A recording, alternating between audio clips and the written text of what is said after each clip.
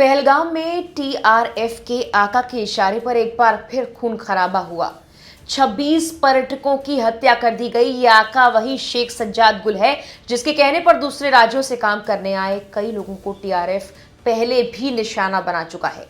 शेख सज्जाद गुल आखिर कौन है, ये कहां है और ये संगठन टीआरएफ, इसके बारे में आखिर अब तक क्या जानकारी सामने आई है, बताएंगे ये सब कुछ आपको इस वीडियो में।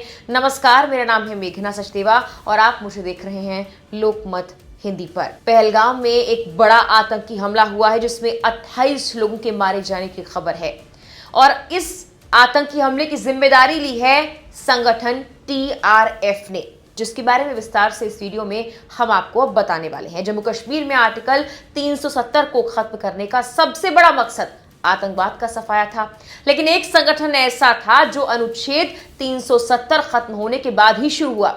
इस संगठन का नाम है टीआरएफ।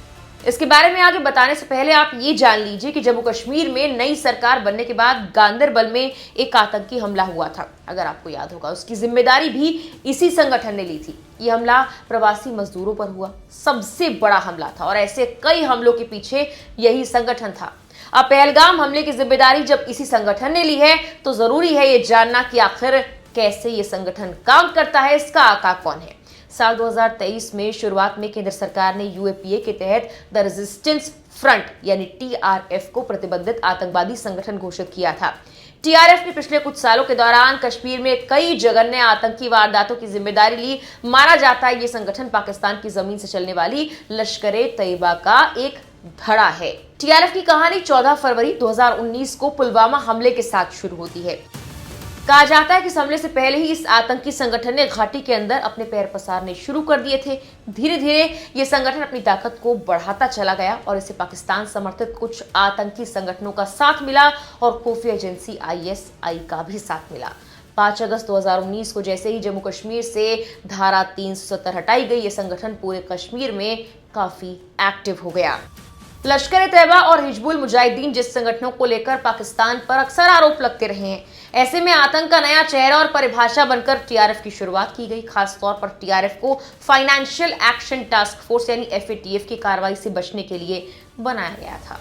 दरअसल पाकिस्तान पर एफएटीएफ ने अपनी ग्रे सूची में रखने के बाद कई तरह के प्रतिबंध लगाए। इसके साथ ही उस पर कई पाबंदियां लगनी शुरू हो गई, जिसके बाद टीआरएफ को अस्तित्व में लाया गया। इसका मकसद घाटी में फिर से 1990 वाला दौर वापस लाना है। बीते कई सालों में घाटी में हुई टारगेट किलिंग के पीछे इसी संगठन का हाथ है। संगठन का मुखिया कौन है वो आखिर में आपको बताएंगे, लेकिन उससे पहले इसके टारगेट पर कौन और क्यों रहता है ये आप जरूर जानिए। पिछले काफी वक्त में अगर आप गौर भी करेंगे तो इन आतंकवादियों के पैटर्न पर यह पता लगता है कि जम्मू कश्मीर में आतंकवादियों के निशाने पर कुछ खास लोग होते हैं, जिनमें गैर मुस्लिम, बाहरी मजदूर, कश्मीरी पंडित, जम्मू कश्मीर पुलिस, सेना और अधिकारी शामिल हैं और अब तो पर्यटक भी उनके निशाने पर आए। रिपोर्ट्स कहती है कश्मीर के अलग अलग जिलों में चलने वाली तमाम बड़ी परियोजनाओं में प्रवासी मजदूर काम करते हैं। बिहार, यूपी, एमपी, छत्तीसगढ़, पंजाब के मजदूर कश्मीर में सेब के बागों में और इसकी पैकिंग में काम करते हैं। निर्माण कंपनियों के अलग अलग प्रोजेक्ट्स में ये काम करते हैं। यहाँ तक कि कश्मीर में स्थानीय स्तर पर फल सब्जी बेचने वालों में इनकी बड़ी संख्या है। रेलवे की योजनाओं में इन मजदूरों को काम में लिया जाता है। जानकारी के अनुसार आतंकवादियों ने साल 2021 में प्रवासी मजदूरों पर आतंकवादी हमले किए थे। 16 और 17 अक्टूबर 2021 को बिहार और यूपी के रहने वाले 4 मजदूरों की गोली मारकर हत्या कर दी गई थी। तब कश्मीर से बड़े स्तर पर प्रवासी मजदूरों ने पलायन किया था। अब फिर से कश्मीर में ठीक वैसा ही माहौल पैदा करने की कोशिश की जा रही है और इस बार सिर्फ प्रवासी मजदूर नहीं बल्कि अलग अलग राज्य से यहाँ आए पर्यटकों को भी निशाना बनाया गया, जिससे ये संगठन कितना खतरनाक होता जा रहा है इसका अंदाजा आप लगा सकते हैं। ये वही संगठन है जिसने रियासी में आतंकी हमले को अंजाम दिया था। 9 जून को जम्मू के रियासी जिले में तीर्थयात्रियों की बस पर गोलीबारी की गई थी। उस दिन 7 तीर्थयात्री, ड्राइवर और कंडक्टर की मौत हो गई थी, जबकि 41 लोग घायल हुए थे। रिपोर्ट्स के मुताबिक इस संगठन को लश्कर का ही प्रॉक्सी माना जाता है। खतरनाक आतंकी सज्जाद गुल इस वक्त टीआरएफ चला रहा है। जी हाँ, वही इसका आका है।